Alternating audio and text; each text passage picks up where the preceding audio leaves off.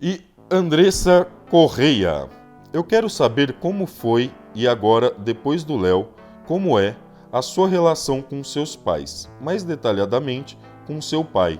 O que mudou?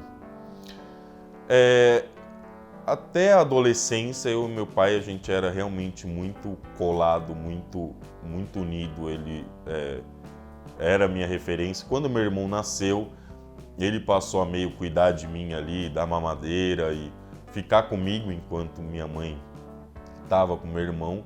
Então a gente sempre foi muito grudado. Na adolescência, né, teve aqueles conflitos todos, ele continuou sendo um modelo para mim, mas a gente perdeu realmente essa coisa de ser tão colada. E depois de adulto a gente voltou a ser grandes amigos e a andar junto, fazer coisas juntos. E depois que o Léo nasceu também foi uma mudança, né? Porque eu vejo muito o que ele fez, o que eu faço com o Léo. Então eu o admiro como pai, ele agora me admira também como pai. Então é uma relação realmente que mudou, é muito mais saudável hoje. Eu acho que a gente está no auge aí na nossa relação como pai e filho e agora ele como avô do meu filho, né? Porque ele já é avô também do Davi, que é meu sobrinho, que já tem 5 anos. Você pretende ter mais filhos? Se sim, acha que o amor é igual, mesmo independente do número de filhos? Eu gostaria muito de ter mais filho, principalmente que o Léo tivesse um irmão.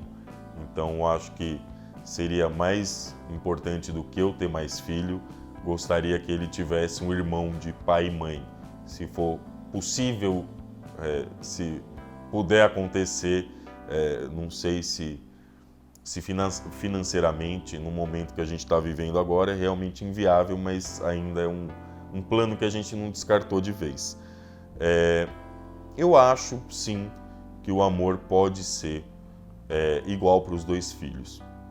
Né? Eu acho que a intervenção que se dá para cada um pode sofrer diferenças, pode ser diferente, mas eu acho que o amor entre filhos pode ser o mesmo, sim. Sabe, eu acho que sempre tem um filho, neto ou sobrinho, sei lá quem, que é sempre mais próximo. Por que será que sempre temos essa impressão de que há diferença nas relações? Como lidar? As relações realmente têm diferenças, porque têm diferentes afinidades. Então, assim, eu e meu pai, a gente sempre foi muito próximo, a gente teve uma relação muito próxima, mas eu tenho muito mais afinidade com a minha mãe, com a família da minha mãe, né? Eu tenho muito estilo parecido com a família da minha mãe. Então, a minha relação com a minha mãe é muito mais fluida, é muito mais fácil. A gente precisa falar menos para se entender melhor. A gente pensa muito igual. Então, normalmente nas discussões fica eu e minha mãe versus meu pai e meu irmão, porque meu pai e meu irmão pensam de formas parecidas. Então, eu acho que meu pai e minha mãe amam a mim e meu irmão de formas iguais, quantificadamente igual, mas de maneiras diferentes, porque são afinidades diferentes, são relações diferentes. E a gente tem que lidar com isso como a gente lida com todas as relações. Né? Quando tem mais de um irmão é mais próximo do que o outro por causa de afinidade. Tio, sempre tem um tio que você tem mais afinidade que você. Então a gente acaba interpretando isso como gosta mais, se sente melhor e tudo mais. Quando se trata de filho, a necessidade é o que faz você ter mais afinidade ou parecer que ama mais, porque você tem que se dedicar mais àquele filho, porque tá precisando mais. Né? Eu, quando eu trabalhava na educação infantil, uma coisa que eu sempre tive muita facilidade e que depois da pedagogia, e principalmente na educação infantil, comecei a fazer conscientemente, ler as pessoas e saber o que elas estão pensando, independente do que elas falam. E teve um dia numa reunião lá na educação infantil que eu joguei uma pegadinha, esperei um momento que tivesse todas as mães realmente desarmadas, elas estavam totalmente sem chance de defesa, e eu joguei a pergunta: e aí, ama mais ou não ama mais cada filho?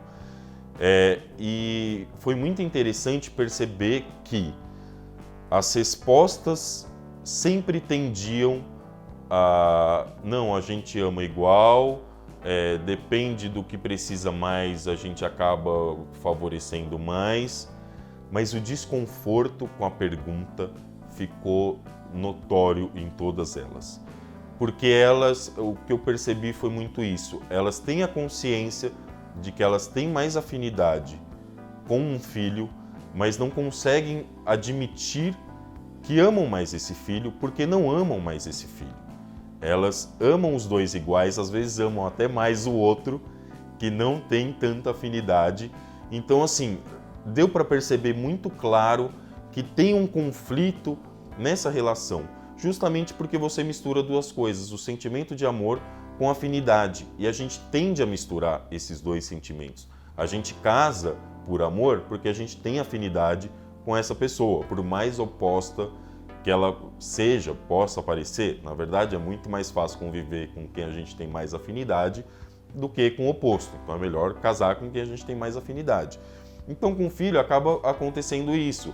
É muito mais fácil lidar com quem a gente tem afinidade. Então a gente sempre está com conflito com quem a gente tem menos. E acaba criando um sentimento de amor muito grande numa relação de menos afinidade. Então eu acho sim, repetindo, que existe amor igual, mas afinidades diferentes e tem que lidar com isso como se lida normalmente.